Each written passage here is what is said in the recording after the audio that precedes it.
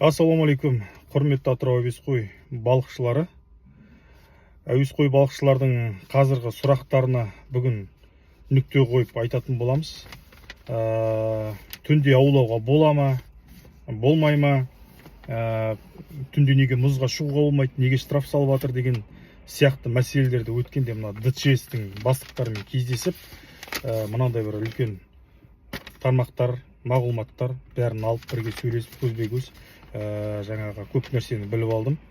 Енді мынау соңғы қауіпсіздік ережелеріне байланысты бұрын жалпылама айтатын еді, мұз қауіпті, қауіпсіз деп айтатын еді, бірақ қазір 25 сантиметр дейтін бір өлшем бірлік шықты. Бұрын болған жоқ, осы 1-2 жылдың айналасында 25 сантиметр нені білдіреді? 25 сантиметр, яғни қазір Атырауда мұздың қалыңдығы 25 сантиметрден кем.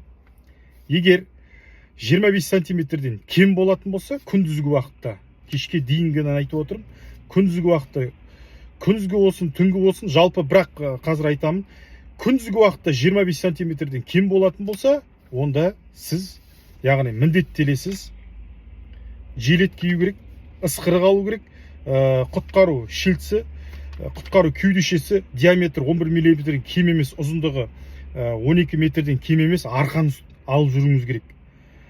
Ұзындығы 2 метрден кем емес, таяқ алып жүруіңіз керек. Су өткізбейтін пакет, яғни ұялы телефонға. Міне, осындай талаптар қойып жатыр. Бұл 1-2 жылдықта шығып жатқан заңдар. Енді жалпы түнгі балық аулауды балық қорғау инспекциясы запрет қойған жоқ. Бірақ сорақсын соңына дейін тыңдаңыздар, соңында айтатын боламын. Осы видеоның соңында рибақраны, былайша айта берейік, рибақраны запрет қойған жоқ түнгі балық аулауды. Бұл бертін келе шыққан нәрсе. Бірақ мынау ДЧС, яғни төтенше жағдайлар департаменті түнгі уақытта мұзға шығуға болмайды дейді. Темный время суток дейтін, қараңғы, яғни түнде сіз мұзға шығуға болмайды. Өйткені ол жаңағы 25 сантиметрден кем. Біздің Атыраудың жаңағы майны көптеген жерлерде мұз қазір еріп жатыр. Қауіпсіздік ережелеріне байланысты заңдар енгізіп, яғни бұл өзіңіздің қауіпсіздігіңізді сақтайтын және өзіңіз қорғайтын мынандай пункттердің бәрін жазып қойып, тармақтарын бәрін дызып қойған екен. Енді жігіттер, бір жерде заң бір-біріне қарамай қайшы келіп тұр. Рибақран балық аулауға болады дейді түнде. ЧС-тер айтады, болмайды. Болмағанда мұздың үстіне шығуға болмайды дейді. Балыққа запрет қоймайды олар. Мұздың үстіне шығуға болмайды. Енді қайсына сенеміз? Енді екеуі бір-біріне қарама қайшы келіп тұр да, балық аулауға болады дейді, мыналар мұзға шығуға болмайды дейді. Түнде мұзға шығасыз ба? Онда штраф сізге. ЖТМРП 27 000 ақша төлейтін боласыз. Тағы да, егер 25 сантиметрден кем болатын болса, мұзға шығасыз. Егер сіздің жаңағы жилет жоқ болатын болса, жаңағы мына талаптарға сай келмейтін болсаңыз, балық аулап атқан кезде мұздың үстіне шығып, онда тағы да сол штраф салуға мәжбүр екен. Енді осындай бір заңдар шығып жатыр, расында да жағымсыз, ұнатпайсың, бірақ дегенмен де қазір қауіпсіздікті ойлау керек. Көптеген адамдар, балалар суға батып кетіп жатыр. Өздеріңіз білесіздер, талай адамды іздедік, мына судың жайықтың астынан табылғаны бар, табылмағаны бар, бірақ та соның бәрі қауіпсіздіктің алдын алмағанның кесірінен деп білеміз. Мынау үлкен адамдар, тіпті баяғыдан келатқан балықшылардың өздері де батып кетіп жатады. Тіпті менде де осындай оқиға болды. Осы жақында белімнен түсіп кеттім суға. Шыны керек алып кетеді екен. Ауыр екен өте. Мына киімнің бәрі ауырлап, аяқ киімдер ішіне су толып, анау дейтін төменге қарай басады екен. Сонда ойлайсың, қолыңда ештеңе жоқ, мұздан сырғанап батады. Былай да шыға алмайсың. Қиын. Арасында біреудің қасында көмексіз ешкім шыға алмайды. Сол себепті осындай да бір талаптарды бізге жасап қойған екен. Енді бұл біріншіден бізге адамның қауіпсіздігі керек. Сол себепті мына құрметті Атырау әуесқойдың балықшылары мына талаптарды өзіміз ұстап, жадымызда сақтап жүретін болсақ, онда бізге енді шыны керек жаңағы жолдарымыз жеңілдеп штрафтан да қашатын мәселелер бар екен. Және де жігіттер, қараңғыда шығуға болмайды деп жаңа айттық. Қараңғыда, яғни темный время суткада шығуға болмайды. Өйткені қараңғыда ештеңе көрмейді, білесіздер. Майнылар тұрады. Байқамай басып кетіп қалуы мүмкін. Және де балалардың мұзда болуына осы қағидалар талаптарын сақтау ескере отырып, ересектермен бірге жүру кезінде рұқсат етіледі. Мына балаларға қатты қарап жатыр. Балаларға сақ болыңыздар. Балалар шығады екен, ол білмейді, ол майны не, жаңағы сосын балықшылардың ана сеткі салатын үлкен тесіктері бар ғой.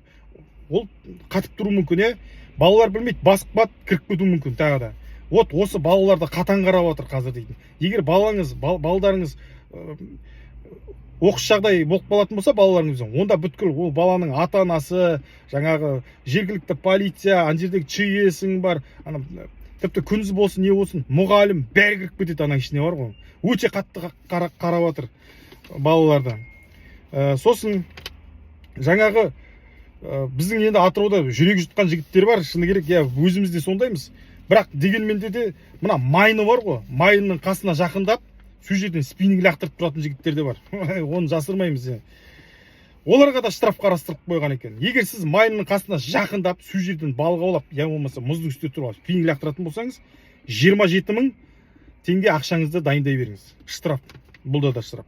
Енді осындай бір жалпы заң қарастырылған екен. Бұл енді бұрын болған жоқ, бірақ осы 1-2 жылдықта осындай қазір заң қарастырылып, бәрін тізбектеп жазып қойған. Және де ең жағымсыз жаңалықты айтайын. Мынау түнгі балық аулау бұйыртса, ол да атмені болады. Ұзынқұлақтан естіп қойдым. Енді мына заң бір-біріне қарама-қайшы соғып атқаннан кейін, мына біздің балық қорғау инспекциясы, яғни рыбақырандар жоғарғы жаққа хат жіберіп қойған дейді. Өйткені заң тек қана бір тілде, яғни қалай айтсам болады, бір жеңнен қол шығарайық дейді ғой. Сол сияқты соған ұйымдасып, жаңағы чтобы түнде запрет қоятындай түнгі балық аулау болмайды деп осындай бір хат жіберіп қойған екен. Әлі мақұлданған жоқ, бірақ мақұлданып қалса, оған да дайын болыңыздар. Жалпы мынау енді түнде балыққа шығуға болмайды дегеннен кейін енді уже ары қарай уже түсінікті деп ойлай беріңіздер. Енді осындай жалпы жаңалық, жалпы көп, тармақтары көп, бірақ дегенмен де жігіттер, өздеріңіздің қауіпсіздігін, өздеріңіз сақтанып жүрсең, сақтансаң Құдай сақтаймын дейді ғой. Енді ал осындай заң мен жақында осы ДЧС пен бастықтармен кездесіп біліп қайтқан жағдайым бар. Сол себепті өздеріңіз және отбасыларыңызды қорғап, түнгі уақытта жалпы мұзға шығуларыңызға тыйым салыңыздар. Болмайды шығуға. Және де жігіттер, майнының қасына жақындамаңыздар. Мұз 20 сантиметрден төмен болса, 25 сантиметрден төмен болатын болса, онда мына осындай жаңағы жилет, шлицы, жаңағы таяқ, манағы пакет, ұялы телефонды қорғап жүретін, сосын 11 миллиметрден кем емес арқанды да алып жүруіңіз керек болады. Бұл заңдарды жадыңызға сақтап қойыңыз. Осындай бір жағымсыз расында да, бірақ өзіміздің қауіпсіздігіміз үшін керек заңмен сіздермен бөліскелі отырмын. Ал баршаңызға ассалаумағалейкум, өздеріңіз сақтап жүріңіздер.